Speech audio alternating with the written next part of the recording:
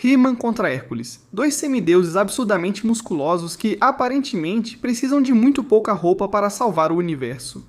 Um tem uma espada mágica e um tigre verde, o outro criou as artes marciais e já lançou o Godzilla. Quem será o último de pé? Vamos descobrir.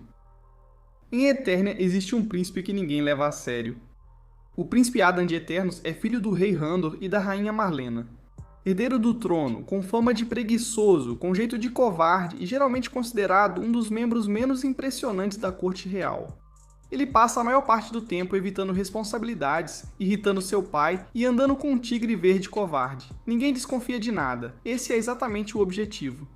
Porque quando o perigo aparece, e em Eternia o perigo sempre aparece, o príncipe Adam ergue sua espada do poder, diz 4 palavras e se transforma em algo completamente diferente pelo poder de Grayskull. O castelo de Grayskull é um vasto reservatório de poder místico, a fonte mágica mais antiga e poderosa de Eternia, possivelmente de todo o universo.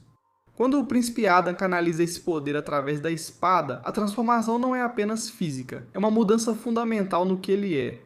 O príncipe preguiçoso desaparece, He-Man chega, e He-Man é exatamente o que o título diz, o homem mais poderoso do universo.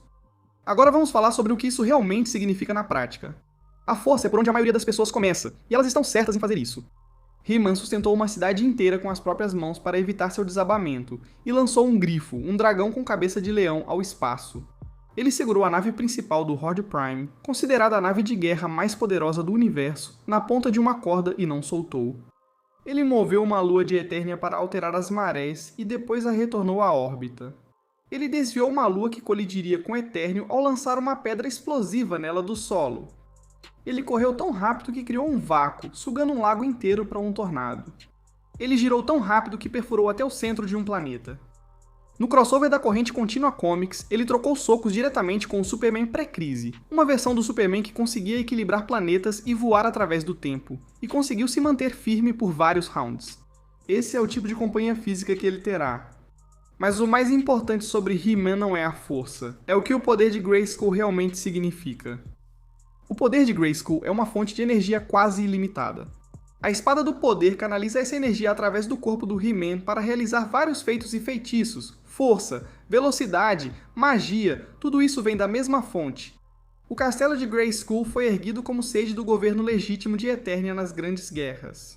E após a morte do rei Grayskull, ele transferiu todo o seu poder para a espada, tornando-a o repositório de cada guerreiro que já empunhou o poder de Grayskull ao longo das gerações.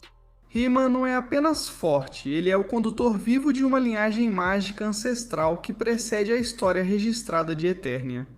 A Espada do Poder em si é praticamente indestrutível. Ela pode desviar ataques, disparar raios de energia, absorver ataques. Ela não é uma arma, é uma chave para um castelo que contém o poder místico acumulado da história de todo um universo. E esse é o limite absoluto. No crossover entre o universo DC e Mestres do Universo, He-Man se tornou o Rei de Eternia, um deus em nível universal. Tipo, pra se opor a uma versão do Skeletor que se tornou o Mestre da Morte no mesmo nível. Esse é o poder de Grayskull em seu potencial máximo, expresso através da única pessoa escolhida para empunhá-lo.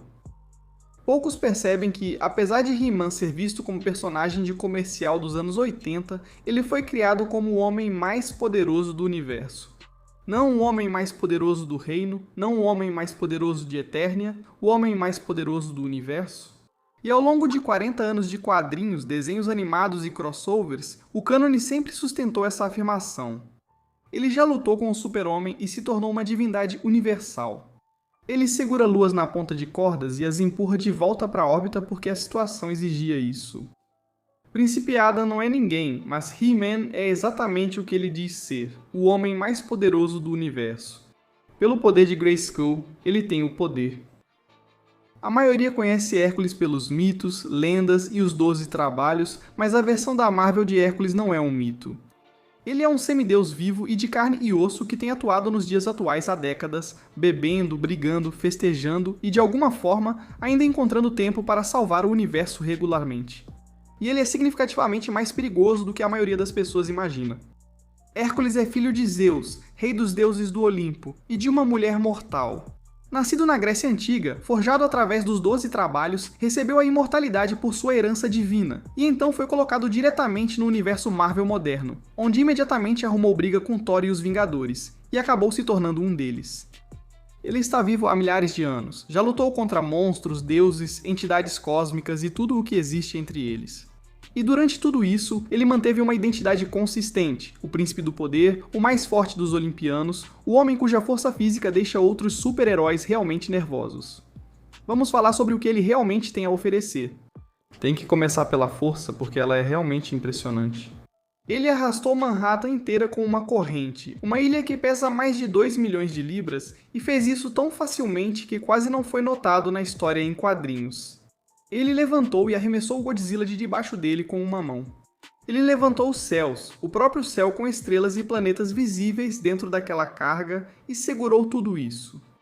Ele enfrentou Thor de igual para igual por décadas nos quadrinhos, com lutas sempre equilibradas. Mesmo no primeiro encontro deles, Hércules realmente superou o deus do trovão e venceu aquela luta de forma direta. Com Thor, eles geraram força para demolir mundos e tirar planetas de órbita. Ele também igualou o Hulk da Guerra Mundial em combate direto. Ele derrotou o Sentinela, amplamente considerado um dos heróis mais poderosos da Marvel, parando o soco dele com a palma da mão e virando a luta a seu favor. E ao Axis Mundi, quando Atlas precisou de substituto para sustentar os céus, Hércules assumiu essa função. O Axis Mundi é o equivalente cosmológico grego de Yggdrasil, sendo descrito como tudo que contém universos infinitos existindo em todos os planos infinitos da realidade. Hércules carregou isso em seus ombros. Sua força de levantamento no auge é considerada imensurável, pois ele segurava algo que abrangia toda a existência. Ele pode suportar o peso de todo o universo, e isso não é linguagem poética. Esse é o limite documentado de um homem que vem levantando coisas desde a Grécia Antiga. Ele nunca encontrou nada pesado demais. Sua arma, uma massa de adamantina forjada pelo próprio Hefisto, foi explicitamente declarada e mostrada como igual ao Mjolnir de Thor. Ele troca golpes com o deus do trovão usando essa arma regularmente. Ele só prefere usar as próprias mãos. A habilidade de luta de Hércules é muito subestimada.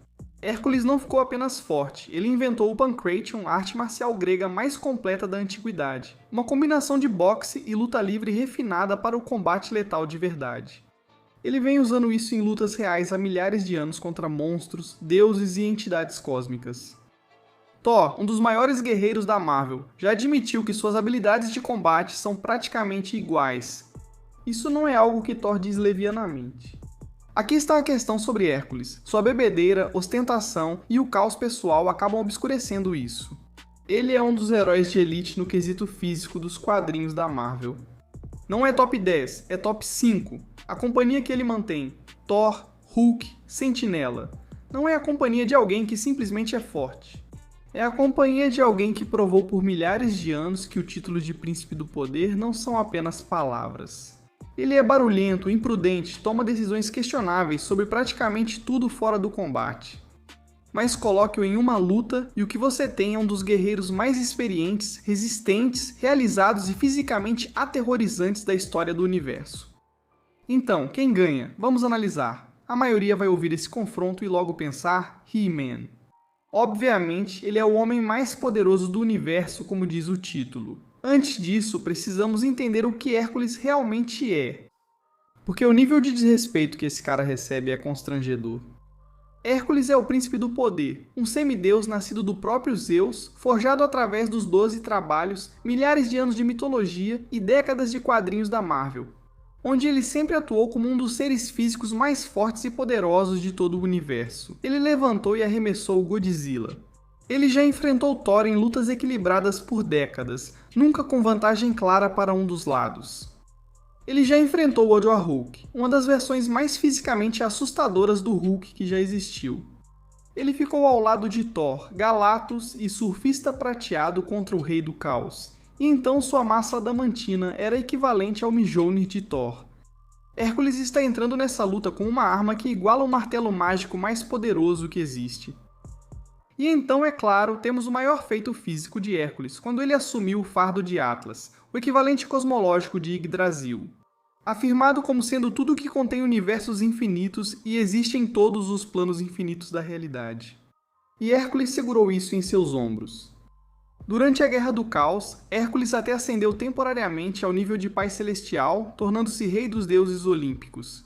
Possuindo um poder quase onipotente, derrotando o Rei do Caos, derrubando todos os líderes de todos os panteões divinos simultaneamente pelo cosmos com um único golpe e usando esse poder para restaurar tudo o que o Rei do Caos havia destruído. Durante a luta, ele ficou maior que a Terra. Agora, Hércules Pai Celestial representa um aumento temporário de poder, não seu nível base, semelhante ao fanático Trion, mas esse poder é real. Tudo isso para dizer que Hércules é um dos seres mais poderosos fisicamente de todos os quadrinhos da Marvel. No entanto, He-Man, bem, ele é um problema. Príncipe Adam de Eternia ergue sua espada do poder e diz 4 palavras. E se transforma em algo que o título descreve corretamente como o homem mais poderoso do universo. Não o homem mais poderoso de Eternia, não o homem mais poderoso do reino, mas do universo, e o motivo desse título é o castelo de Grayskull. Grayskull é o nexo da magia e do poder de todas as realidades, um antigo reservatório de energia mística que vem se acumulando desde antes da história registrada de Eternia, construído sobre o poder acumulado de cada guerreiro que já o empunhou, voltando até o próprio rei Grayskull. A espada do poder canaliza essa energia pelo corpo do He-Man.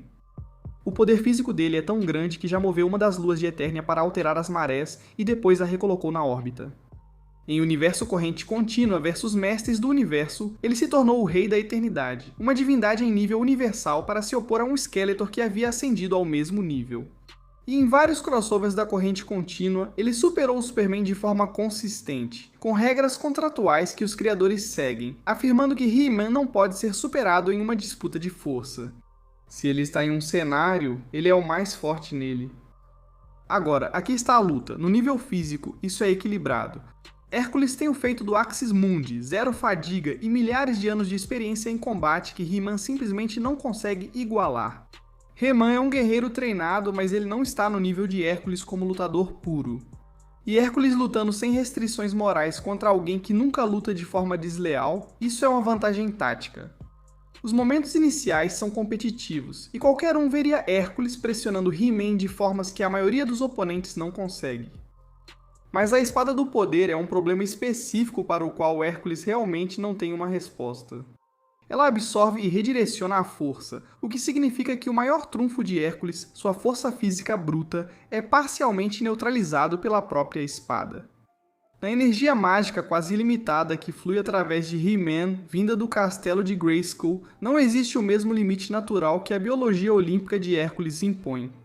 He-Man está canalizando o poder do nexo de todas as realidades, e esse é o seu nível base. A experiência de combate perde importância, pois a força de He-Man sempre se adapta para enfrentar qualquer desafio, como afirma a história do personagem. Quando He-Man decide realmente partir para a luta, Hércules enfrenta um nível de poder que, por mais impressionante que seja sua durabilidade, simplesmente não será suficiente. He-Man vence, não porque Hércules não seja realmente um dos melhores. Sim, essa é uma das lutas físicas mais equilibradas que He-Man já enfrentou. Mas o castelo de Grayskull tem energia quase ilimitada. A Espada do Poder tem a capacidade de cortar e anular a melhor arma de Hércules. E o status de He-Man como o ser mais forte, seja qual for o mundo em que ele esteja, cria um limite que Hércules pode tentar alcançar, mas não consegue ultrapassar. Hércules é o semideus mais forte da Marvel. He-Man é o homem mais poderoso do universo. Quando essas duas coisas estão no mesmo lugar, o universo vence. He-Man vence. Mas o que vocês acham? Comentem aí embaixo. Eu sei que vocês vão ter opiniões e sentimentos sobre isso, com certeza. Se você chegou até o final do vídeo, isso é incrível. Muito obrigado por assistir e por nos apoiar. E se você quiser se inscrever, bem, se inscreva. Você vai ver mais vídeos como este toda semana. Nos vemos então. Até a próxima.